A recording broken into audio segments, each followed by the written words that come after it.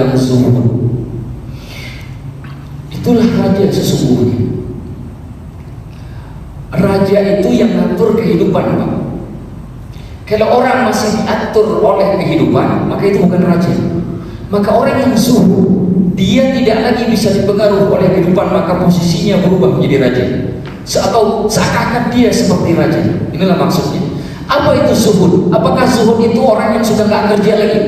Ini lagi kerja, besok usah kerja lagi. Kenapa? Kata Ustaz Ahmad zuhud. Bukan, Pak. Zuhud itu bukan berarti orang nggak boleh kaya, bukan. Zuhud itu ketika dunia tidak lagi di hatinya, tapi sudah di genggamannya. Orang kaya betul, dia hanya menikmati kekayaannya, apa yang cukup buat dia. Yang lainnya dia serahkan ke jalan Allah. Itu orang zuhud. Bukan berarti orang zuhud pakaiannya nggak pernah dicuci seminggu, karena nggak pernah lagi kerja beli sabun. Bukan, itu bukan zuhud. Dan itu dicela oleh Imam Al-Ghazali, dicela pula oleh Imam Al-Qushairi dalam kitab Ar-Risalah Al-Qushairiyah. Yang zuhud model begitu, Pak. Yang nggak mandi berhari-hari, kemudian bajunya sampai bau, seakan-akan nggak butuh lagi dunia. Bukan begitu orang zuhud. Kalau begitu orang zuhud, maka anak pang lebih zuhud daripada kita, karena tiap hari nggak mandi. Kalau itu ukuran zuhud, maka zuhud itu bukan begitu. Anda boleh jadi orang kaya, punya uang banyak-banyak, tapi bisa masih jadi orang zuhud. Bagaimana? Harta yang kita miliki, gunakan apa yang kita butuhkan, sebatas saja.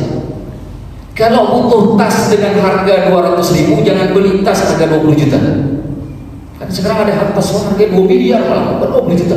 Tas harga 2 miliar. Saya bingung, itu tas bisa dimasukin apa tuh harga sampai 2 miliar? Apa tasnya kayak ajaib, itu mobil bisa dimasukkan ke dalam, saya nggak perlu parkir lagi mobil, saya harus bayar uang parkir terus menerus, karena ada tas 2 miliar, mobil masuk ke dalam tas. Jadi ngurangin uang parkir, Pak. Bisa begitu? Enggak juga. Ternyata ya resletingnya juga tetap 1, paling juga 2. Saya juga nggak tahu apa manfaatnya beli tas sebanyak sebesar itu.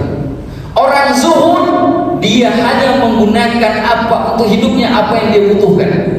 Punya HP, dia bisa punya HP, ya HP biasa, katakanlah yang 1,5 juta, 2 juta untuk menopang kerjanya. Dia nggak butuh beli yang harganya 12 juta, ada S ini, X itu, macam kita bingung, kita SS banyak sekali itu seri-serinya.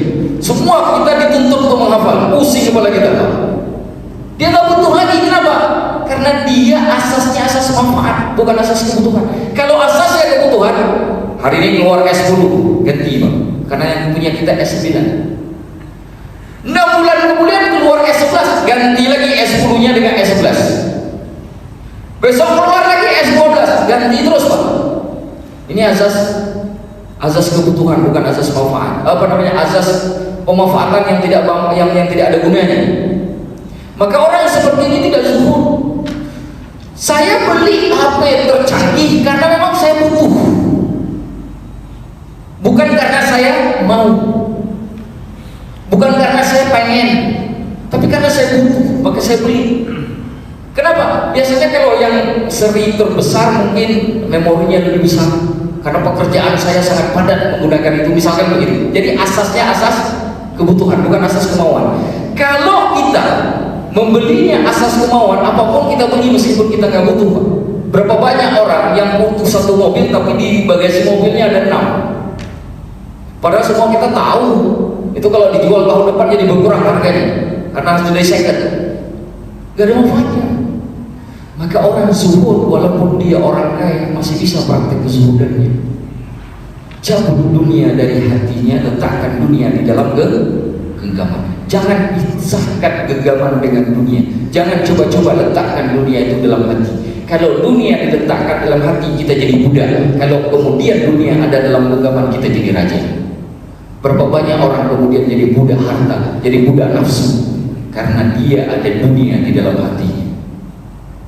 Baru pulang haji, Pak, pulang ke rumah, ketemu sama istri, Bang, minggu depan ada pesta, baju yang kemarin udah berapa kali pakai, boleh beli baju baru. Padahal baju satu lemarinya ada 2 lagi. Itu asas kemauan namanya, bukan asas manfaat.